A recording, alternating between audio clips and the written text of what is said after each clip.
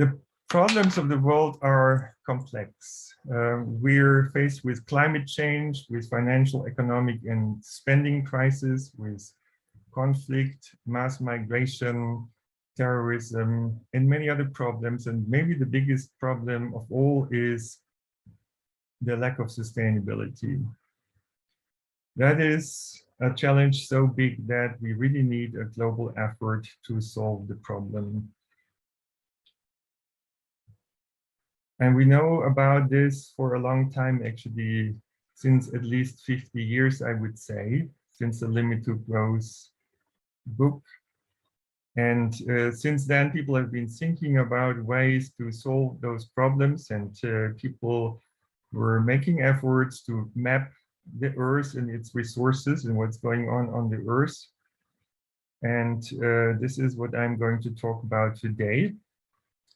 Maybe you have recently heard the Netflix series, The $1 Billion Code.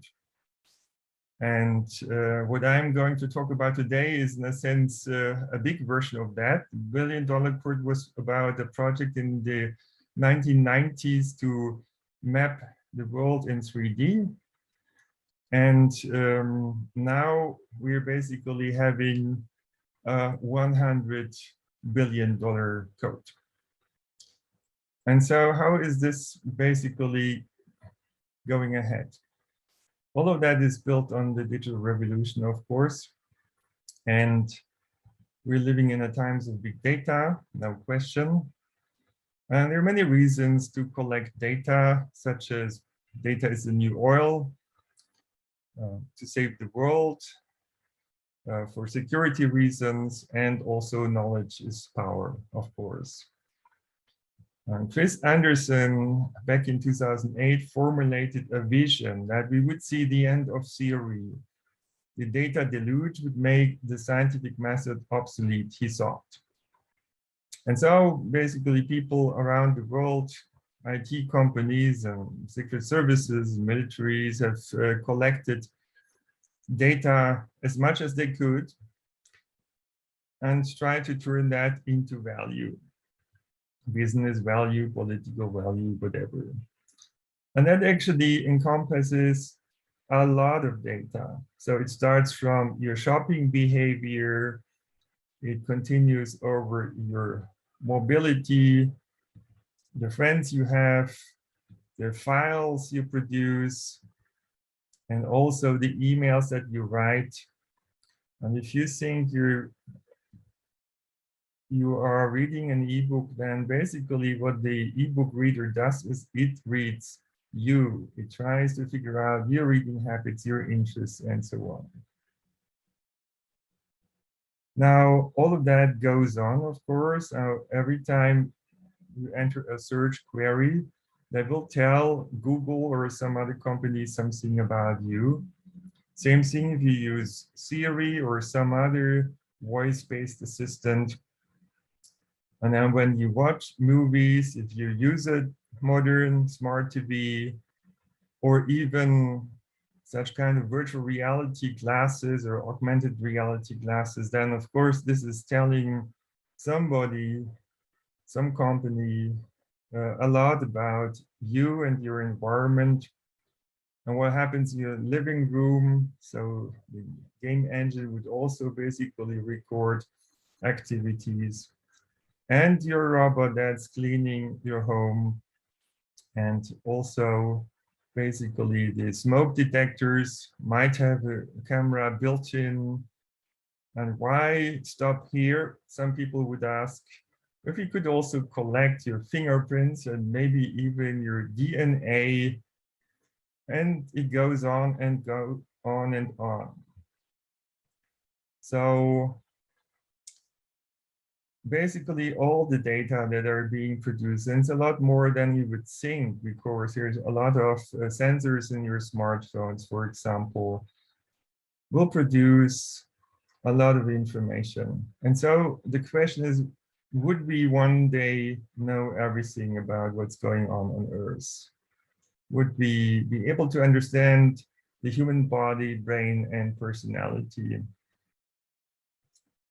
And yes, as you basically use the internet, that also produces a personal profile about you. There are a lot of cookies and other technologies tracking your behavior.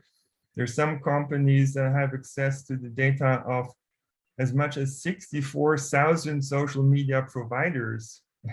It's really unimaginable. And people have found bugs in computer hardware and software that allowed basically to read everything that you type.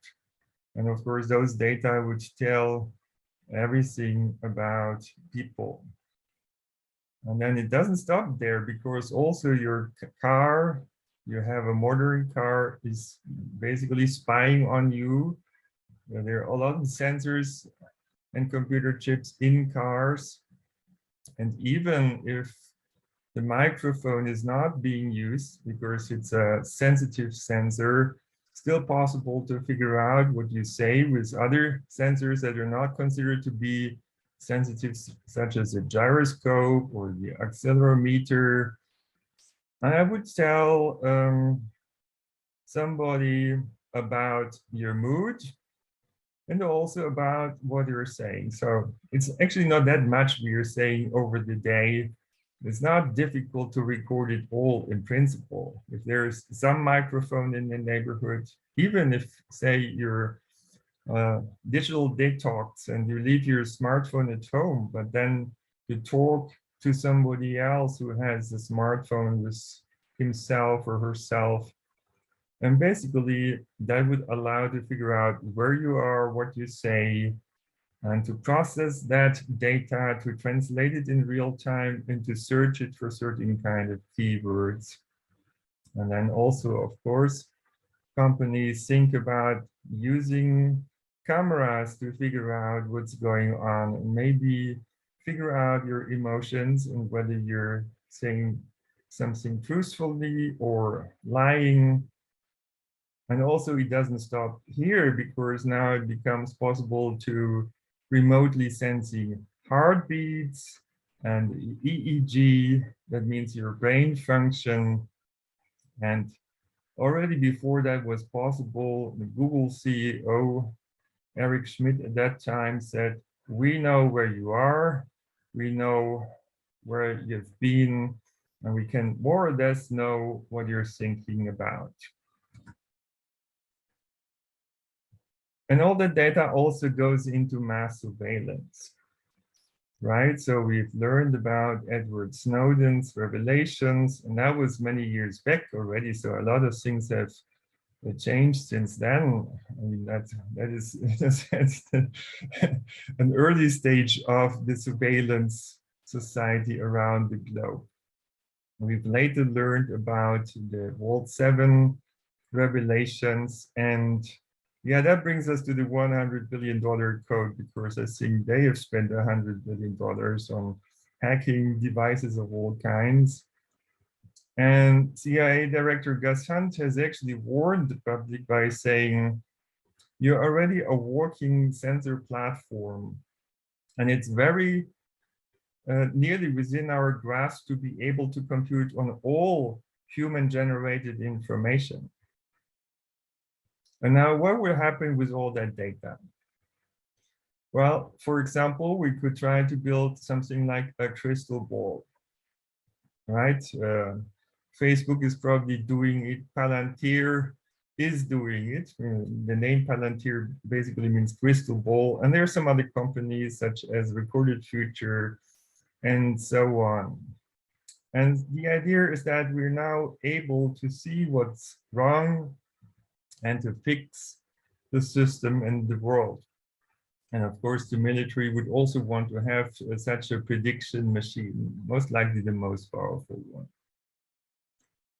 And that data is basically bringing us into a new world, a data-driven world, and a new economy. And that new economy is characterized on the one hand as an attention economy. We're being overloaded with information, and basically what gets our attention can actually influence our emotions, our thinking, our decisions, and our behaviors. And so on the one hand, that attention economy is being used to distract us from things that some people don't want us to pay attention to, and on the other hand, that information is being used to target us and to manipulate us, for example, to buy certain kinds of products.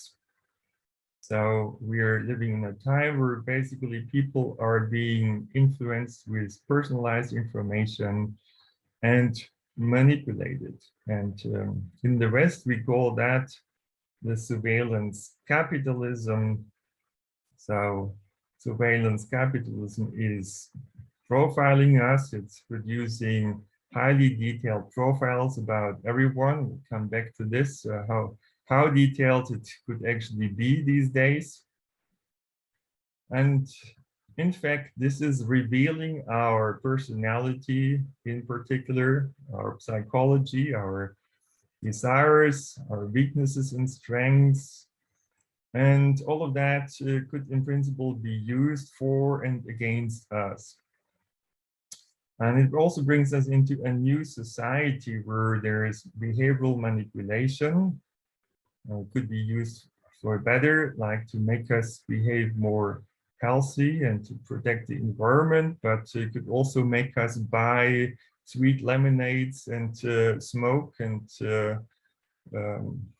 go travel a lot and so on. So kind of is a double-edged sword. And I'm a bit skeptical it has been actually working to the better of humanity.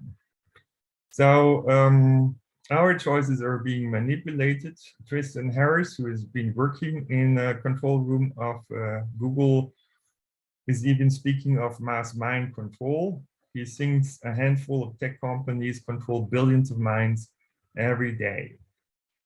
And that's being used to fuel consumption, but also to manipulate election outcomes. And in fact, this has been discussed in connection with the Brexit, but also the US election and other elections around the world in at least 65 democratic countries. And so in a sense, we've seen that weaponized propaganda AI has been used against us. AI that knows us better than we know ourselves. And in fact, human weaknesses, in particular cognitive biases, have been mapped out and are being used against us to manipulate us. And AI basically has figured out how to hack our behavior and our thinking and emotions, and that can be used by secret services, by companies within what they call neuromarketing, and who knows who is actually trying to influence us. Could be many people around the world, governments as well. All right, and the claim is that it would be used basically to the better of humanity. We would not behave in an optimal way, and that needed to be corrected by means of AI. AI would basically stop misbehavior by taking over control. And in fact, one could think this is already working pretty well. And in fact, it's a bit scary to tell the least. In China, we've seen one implementation that's called the social credit score. This brings big data and big brother together in a sense. Behaviors are being monitored in detail with cameras and all sorts of other devices, and behaviors are being rated, and that gives a score, and depending on the score, you will have access to certain services and rights or not. And in particular, for example, citizens with a poor social credit score would not even be able to fly or to use public transport. So this could be really restrictive, and people call that often technological totalitarianism. We are also seeing this age of big data being used for new kinds of censorship and propaganda. Propaganda now, as compared to the propaganda that has basically been used to enter World War I on the side of America and to bring the Third Reich on the way. This very powerful propaganda is now personalized and even more powerful.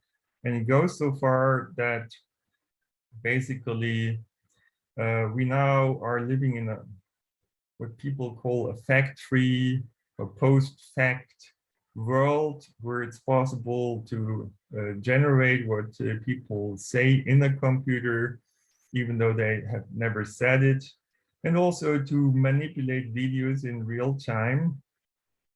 So basically, we cannot rely anymore on any kind of information on the internet. And when we talk about the metaverse, it will become pretty clear that we are already in that age, okay?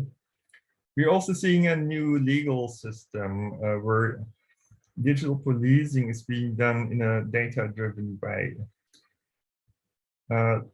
Lawrence Lessig has said, code is law. So in this data-driven society, code is deciding more and more what is possible and what not. And so that really introduces, in a sense, new kinds of natural laws almost into our society, like in the Matrix. But let's not jump to the future. Let's talk about the uses at the moment. So pre-crime predictive policing is among this. And what is concerning is that there's actually a pretty high error rate, which is often way above 90%. So there's quite a bit of arbitrariness and potentially discrimination in the use of these kinds of approaches. Similar approaches have also been used, by the way, to track or trace COVID-19 transmissions. And in some countries, actually, people who were infected were treated like terrorists, or at least in some countries, terrorist tracking software has been used. And that has led also to the quarantine of a lot of people who were actually healthy. Because even in a data-driven world, with all that data that is available, there are actually false positives, false negatives, wrong classifications, and all sorts of errors. And that shouldn't be underestimated. Now, it doesn't end there, actually. We are seeing now a time where some people are pushing for a new human as well. So technological convergence is the key word, and transhumanism. And some people say the age of transhumanist politics has already begun. For example, with the Obama Brain Initiative, or also the Human Brain Project in Europe. We've also heard about Elon Musk's Neuralink project. And so when people talk about upgrading humans by means of brain chips, we shouldn't be misled, because technology might actually be even much further than that. And we may never see brain chips implanted into many people, because technological convergence brings now together computer technology with communication technology and with artificial intelligence and neuroscience and cognitive science and nanotechnology. And that basically brings, some people expect a big technological convergence, and I would also bring about a human-machine convergence. And so in the future, it would be impossible one day to distinguish man and machine. And some people think our future generations would actually be machines. I'm not so sure about it, to be honest. But you know, if you just project the technological trend into the future, that could be the conclusion that you would potentially arrive with. And the implication of this trend would be that maybe humanity would be lost altogether. Humanity as we know it today. Now, we are living not only in a time of big data, we are also living in a time of the Internet of Things. And so there are sensors, actually a lot more sensors than people on this planet, distributed in our environment, in our smartphones and technological devices, but also the idea of some people is that we would use nanotechnology to create an internet of humans or an internet of bodies. So nanoparticles or nanobots would basically be circulating in our body or be included in body cells and then report about body activities. And in that way it would be possible to measure the health status of people. And basically technology would be in our bodies, and not only what we do and what we think would eventually become accessible to computer technology, but also really processes down to the cells of our body. And that is something that would certainly sound very scary to a lot of people, and also a bit skeptical about the use, and particularly the dual use of these kind of technologies. And yeah, there are a lot of patents about this. And of course, that is of great interest to a lot of companies that think they can make billions on these kinds of developments. So the question, however, is how to process all that data. You know, it's an insane amount of data that the Internet of Things is producing and will be producing. And of course, that brings us to quantum computers that are imagined to be much faster than normal computers at least in the future, perhaps already now. And of course, that is of interest to like military companies like Lockheed Martin, for example, but not only. And you see over here also, for example, Volkswagen Group listed among the users. So what do we have in mind? That's the question. Now, how to transmit all that data? You know, that would bring us to new ways of communication, light-based communication, so-called Li-Fi or Li-Fi network would come on the way, where basically little diodes would be used to transmit data. Actually, I think it would be about 8 gigabits per second, just to give you an idea, if I remember well. And some smartphones are already in production that would be able to use this new kind of, yeah, more than broadband technology. I'm not even sure how that would be called in the future. So with that data rates, it would potentially be possible perhaps to transmit also a lot of data about our body and about our thinking. And this brings us to the Brain Initiative's mission.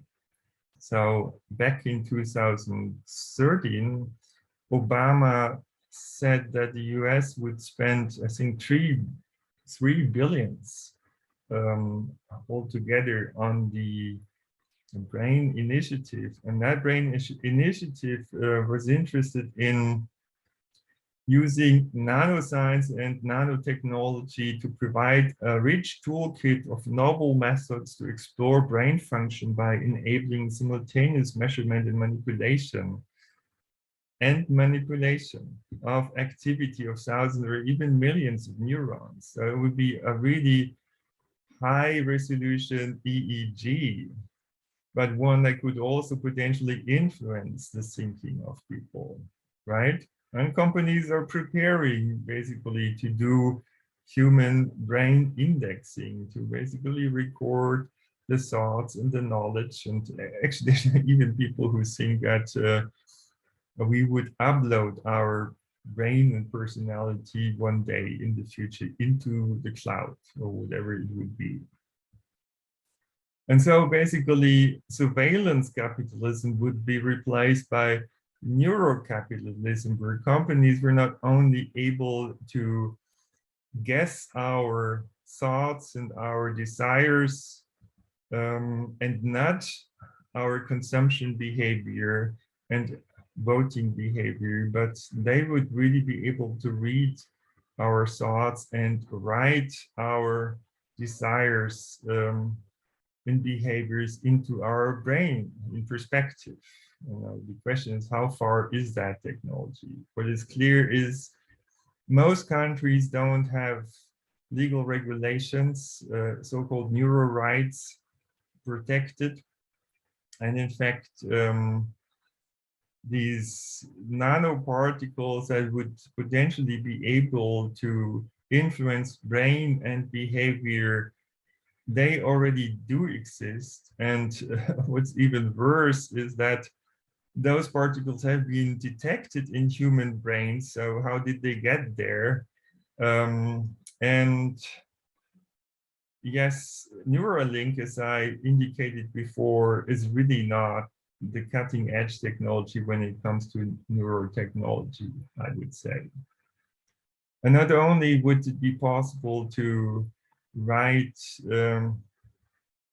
information into our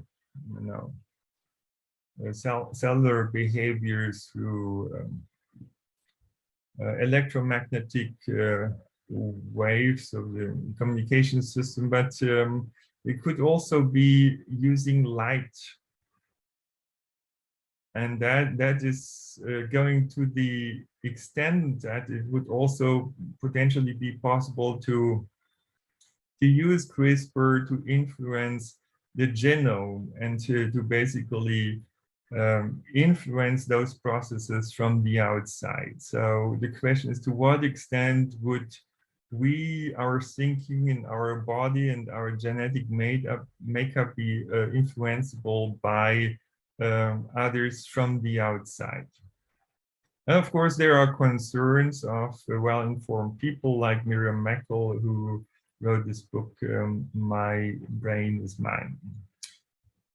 All right, so now we are prepared to just imagine how far attempts to create a digital twin of this planet Earth would go. It would not only try to map the countries and the cities and the buildings, but also the people, their characteristics, personality, their behavior, their thoughts, and all of that is obviously the reason why we have this mass surveillance around the world. And now, could it be good for something? Well, some people do have this idea that we could now basically save the planet and humanity and nature by controlling the world with all that information from a war room, right? And also, a consortium of companies around the world is collecting a lot of data and has partnered up with the United Nations basically to address the sustainability development goals. The Agenda 2030 is the key word. And also health issues. So there's the planetary health agenda. Now, what will happen if you would basically run the world from such a war room in a data-driven way? If you imagine that, you probably understand better what's going on right now in the world. Now, these digital twins would really map not only where you live and what you own, what you do, what your friends are, but also it would really go into the most intimate areas of your personal life and secrets of your body. Now, we've recently heard about Facebook becoming Meta, and they want to build the metaverse. And this is basically showing you where we are heading. But in fact, it is not really, I believe, what is the end of the story. But have a look at this video of Mark Zuckerberg, because it will show you that most likely you're not seeing Mark Zuckerberg in the entire movie at all. It's just his avatar that is talking to you. Yes, and in the end, basically everyone would be mapped in the very detail of all our aspects of life and body. And some people get very concerned about it, including tech billionaires, and they are talking about the matrix. That means a world that is basically controlled by a giant computer system. And I think that we would need to learn how to break out of it.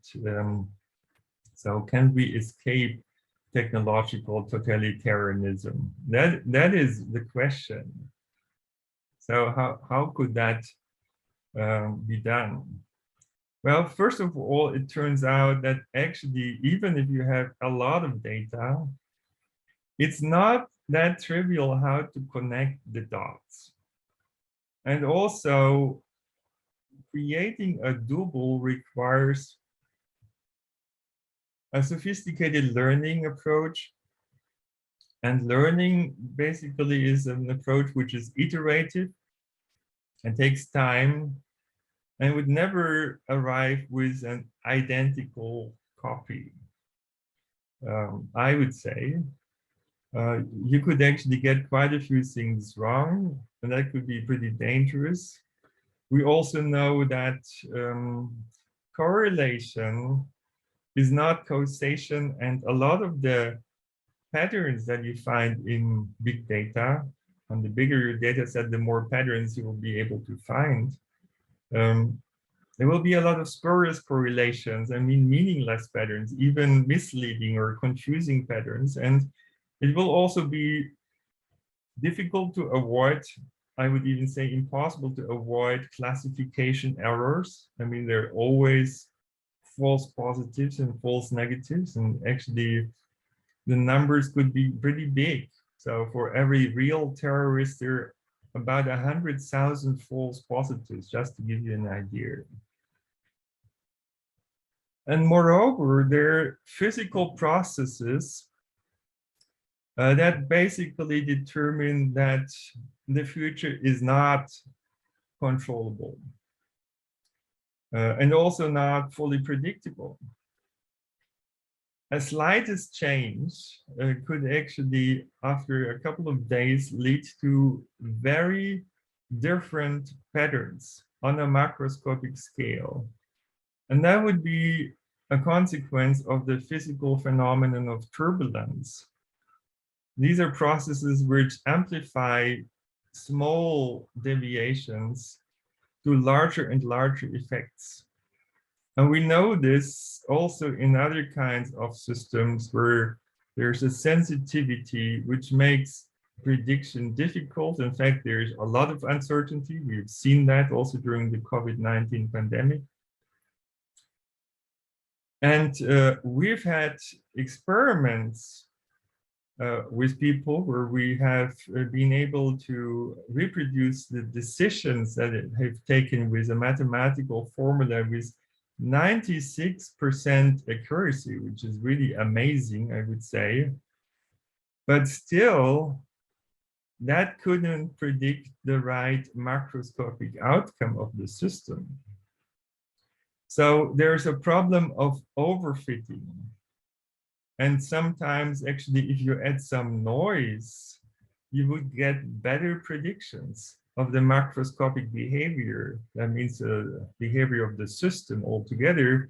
And that's, of course, what we're more interested in, I would say, than in the behavior of the single components or the single individuals, because it's the earth, nature, humanity that we care about.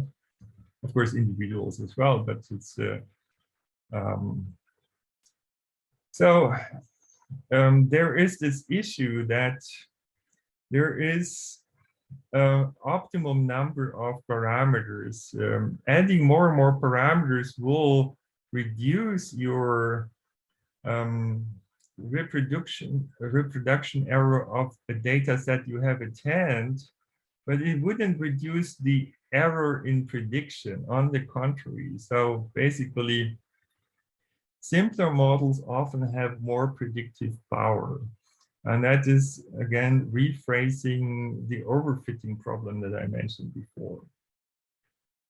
So, as I said in the beginning, we're living in a complex world, and complex systems are often capable of dynamical phenomena such as chaos. And chaotic systems, like turbulent systems, have this property that very small changes would really have big effects after some time. And we call that the butterfly effect.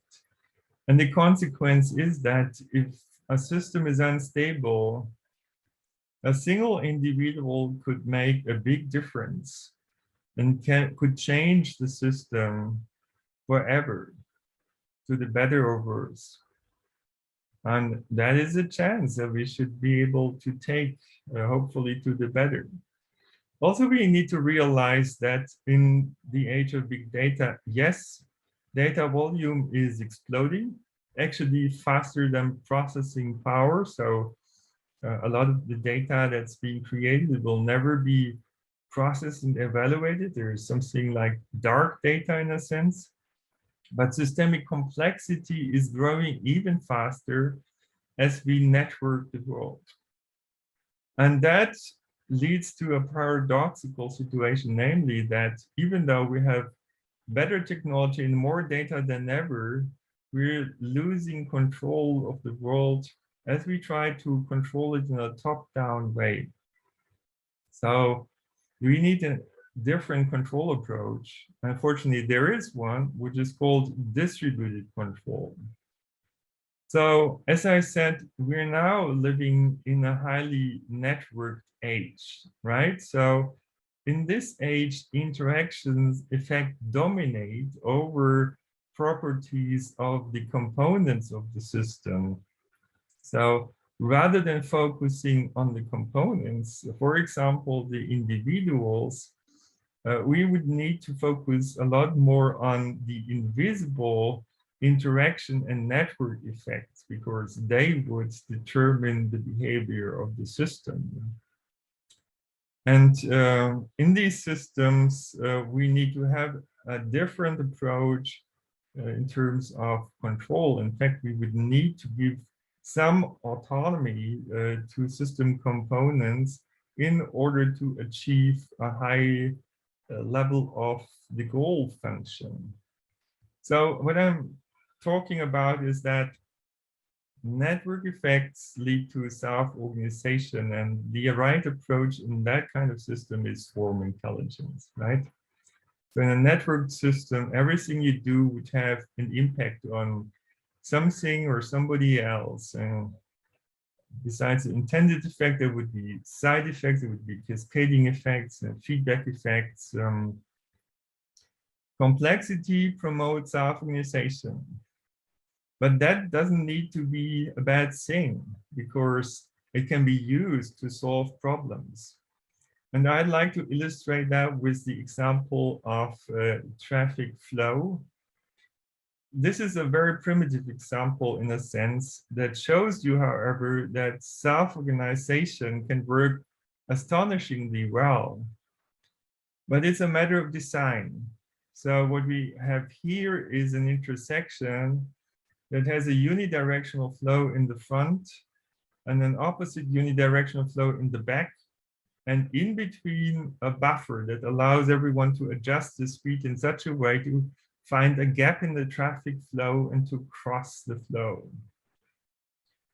Now, this has inspired a novel kind of traffic light control, where the traffic flows control the traffic lights rather than the other way around. That means a bottom-up control approach. And it turns out that this can produce wonderful coordinated green waves, as you see in the video, but also it's actually able to improve the performance of the system for all the different modes of transport, and also it's going to be good for the environment. And that principle can be used also to reinvent our economy to make it sustainable. So we all know that we need to get away from those wasteful supply chains of today towards a circular and sharing economy. Just we haven't been able to build that kind of system because enforcing it by laws is really inefficient. But using the Internet of Things, we can actually measure externalities, I mean, external effects of what people do and what companies do on the local environment, like noise and CO2 and all sorts of waste and emissions, but also good things like health, education, culture, and so on. And based on this, create feedback loops. And actually, what is really important to manage complex systems and even to allow complex systems to self-organize is that we wouldn't have just one control variable, as it's kind of common in the utilitarian system that we have today, where we measure everything in, for example, dollars, including the damage that CO2 would produce. Instead, we would measure the impacts of different kinds of emissions with different currencies and feed them back separately in a multidimensional way. And that would create a new socio-ecological finance system that combines the Internet of Things locally with feedback and incentive systems, and thereby introduce new forces into our economy that would foster a co-evolution towards a circular and sharing economy by everyone trying to improve the situation locally a bit. And as everyone is doing this, is going to shift the system towards an entirely new organizations through co-evolution. So I do personally believe we're going to see another Galilean revolution. We'll need to change perspective. We need a new way of thinking about the world and a new control paradigm. And that is something that I've tried to summarize in a couple of books and publications.